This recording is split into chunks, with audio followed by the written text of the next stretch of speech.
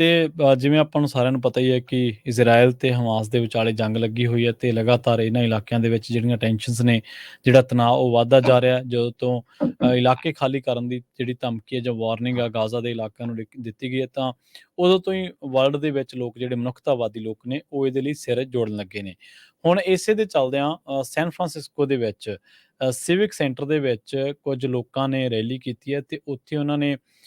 ਇਹ ਗੱਲ ਕਹੀ ਹੈ ਕਿ ਜਿਹੜੇ ਲੋਕਾਂ ਨੂੰ ਪਿਛਲੇ ਦਿਨੀ ਹਮਾਸ ਨੇ ਫੜਿਆ ਸੀਗਾ, ਕਿਉਂਕਿ ਆਪਾਂ ਦੇਖਿਆ ਕਿ ਇਹਨਾਂ ਚੀਜ਼ਾਂ ਦੀ ਸ਼ੁਰੂਆਤ ਹਮਾਸ ਦੇ ਹਮਲੇ ਤੋਂ ਹੁੰਦੀ ਹੈ, ਤਾਂ ਉਹਨਾਂ ਲੋਕਾਂ ਨੂੰ ਜਿਹੜਾ ਉਹ ਸੇਫ ਰਿਟਰਨ ਉਹਨਾਂ ਦਾ ਕੀਤਾ ਜਾਵੇ। ਇਜ਼ਰਾਈਲੀਜ਼ ਜਿਹੜੇ ਨੇ ਇਸ ਵੇਲੇ ਹਮਾਸ ਦੇ ਵੱਲੋਂ ਕੈਪਚਰਡ ਕੀਤੇ ਹੋਏ ਨੇ ਤੇ ਉਹਨਾਂ ਨੇ ਕਿਹਾ ਕਿ ਅਸੀਂ ਇਹ ਰੈਲੀ ਤਾਂ ਕੱਢੀ ਹੈ ਤਾਂ ਜੋ ਦੁਨੀਆ ਭਰ ਦੇ ਵਿੱਚ ਲੋਕਾਂ ਨੂੰ ਇਹ ਸੁਨੇਹਾ, ਲੋਕਾਂ ਨੂੰ ਇਹ ਮੈਸੇਜ ਦਿੱਤਾ ਜਾ ਸਕੇ ਕਿ ਹਾਲੇ ਵੀ ਜਿਹੜੇ ਹਮਾਸ ਦੇ ਲੜਾਕੇ ਨੇ, ਹਮਾਸ ਦੇ ਜਿਹੜੇ ਹਥਿਆਰਬੰਦ ਲੜਾਕੇ ਨੇ, ਉਹਨਾਂ ਨੇ ਕਈ ਇਜ਼ਰਾਈਲੀਜ਼ ਨੂੰ ਫੜਿਆ ਹੋਇਆ। ਤੇ ਆਪਾਂ ਦੇਖਿਆ ਕਿ ਕਈ ਜਿਹੜੀਆਂ ਦਿਲ ਦਹਿਲਾਉਣ ਵਾਲੀਆਂ ਵੀਡੀਓਜ਼ ਵੀ ਇਸ ਪੂਰੇ ਮਾਮਲੇ ਦੇ ਵਿੱਚ ਸਾਹਮਣੇ ਆਈਆਂ ਸਨ, ਬਾਹਰ ਆਈਆਂ ਸਨ। ਤੇ ਹੁਣ ਉਹਨਾਂ ਨੇ ਕਿਹਾ ਕਿ ਜਿੰਨੇ ਵੀ ਲੋਕ ਅਮਰੀਕਾ ਤੋਂ ਤਾਲੁਕਾਤ ਰੱਖਦੇ ਨੇ ਜਾਂ ਅਮਰੀਕਨਜ਼ ਨੇ ਜਾਂ ਅਮਰੀਕਾ ਦੀ ਧਰਤੀ ਤੋਂ ਉੱਥੇ ਗਏ ਸਨ, ਤਾਂ ਹੋਰ ਵੀ ਜਿਹੜੇ ਲੋਕ ਉੱਥੇ ਫੜੇ ਹੋਏ ਨੇ ਹਮਾਸ ਦੇ ਦੁਆਰਾ, ਉਹਨਾਂ ਨੂੰ ਛੱਡਿਆ ਜਾਵੇ ਤੇ ਅਸੀਂ ਉਹਨਾਂ ਦੀ ਸਿਹਤਮੰਦ ਤੰਦਰੁਸਤੀ, ਘਰ ਵਾਪਸੀ ਵਾਸਤੇ ਜਿਹੜੀ ਆ ਉਹ ਸਾਰਿਆਂ ਨੇ ਉੱਥੇ ਜਿਹੜਾ ਪ੍ਰੇ ਕੀਤੀ ਹੈ। ਤੇ ਨਾਲ ਹੀ ਉਹਨਾਂ ਨੂੰ ਇਹ ਵੀ ਉਹਨਾਂ ਨੇ ਕਿਹਾ ਕਿ ਅਮਰੀਕਾ ਸਰਕਾਰ ਜਿਹੜੀ ਇਸ ਮਾਮਲੇ ਦੇ ਵਿੱਚ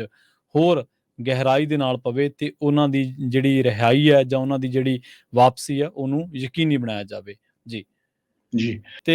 ਜਿਵੇਂ ਆਪਾਂ ਨੂੰ ਸਾਰਿਆਂ ਨੂੰ ਪਤਾ ਹੀ ਹੈ ਕਿ ਇਜ਼ਰਾਈਲ ਤੇ ਹਮਾਸ ਦੇ ਵਿਚਾਲੇ ਜੰਗ ਲੱਗੀ ਹੋਈ ਹੈ ਤੇ ਲਗਾਤਾਰ ਇਹਨਾਂ ਇਲਾਕਿਆਂ ਦੇ ਵਿੱਚ ਜਿਹੜੀਆਂ ਟੈਂਸ਼ਨਸ ਨੇ, ਜਿਹੜਾ ਤਣਾਅ ਉਹ ਵੱਧਦਾ ਜਾ ਰਿਹਾ ਹੈ। ਜਦੋਂ ਤੋਂ ਇਲਾਕੇ ਖਾਲੀ ਕਰਨ ਦੀ ਜਿਹੜੀ ਧਮਕੀ ਹੈ ਜਾਂ ਵਾਰਨਿੰਗ ਆ ਗਾਜ਼ਾ ਦੇ ਇਲਾਕਿਆਂ ਨੂੰ ਦਿੱਤੀ ਗਈ ਹੈ, ਤਾਂ ਉਦੋਂ ਤੋਂ ਹੀ ਵਰਲਡ ਦੇ ਵਿੱਚ ਲੋਕ ਜਿਹੜੇ ਮਨੁੱਖਤਾਵਾਦੀ ਲੋਕ ਨੇ ਉਹ ਇਹਦੇ ਲਈ ਸਿਰ ਜੋੜਨ ਲੱਗੇ ਨੇ। ਹੁਣ ਇਸੇ ਦੇ ਚੱਲਦਿਆਂ ਸੈਨ ਫਰਾਂਸਿਸਕੋ ਦੇ ਵਿੱਚ ਸਿਵਿਕ ਸੈਂਟਰ ਦੇ ਵਿੱਚ ਕੁਝ ਲੋਕਾਂ ਨੇ ਰੈਲੀ ਕੀਤੀ ਹੈ ਤੇ ਉੱਥੇ ਉਹਨਾਂ ਨੇ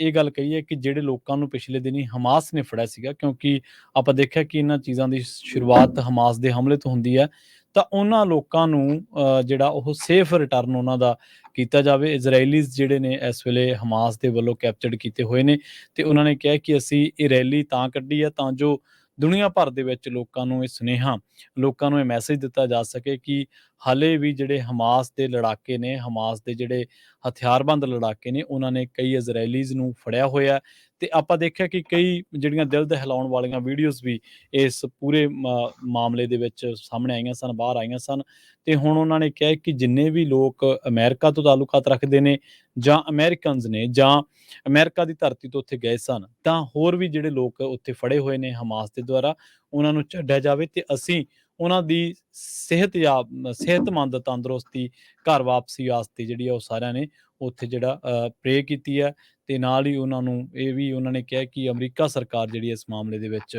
ਹੋਰ ਗਹਿਰਾਈ ਦੇ ਨਾਲ ਪਵੇ ਤੇ ਉਹਨਾਂ ਦੀ ਜਿਹੜੀ ਰਿਹਾਈ ਹੈ ਜਾਂ ਉਹਨਾਂ ਦੀ ਜਿਹੜੀ ਵਾਪਸੀ ਹੈ ਉਹਨੂੰ ਯਕੀਨੀ ਬਣਾਇਆ ਜਾਵੇ। ਜੀ। ਜੀ।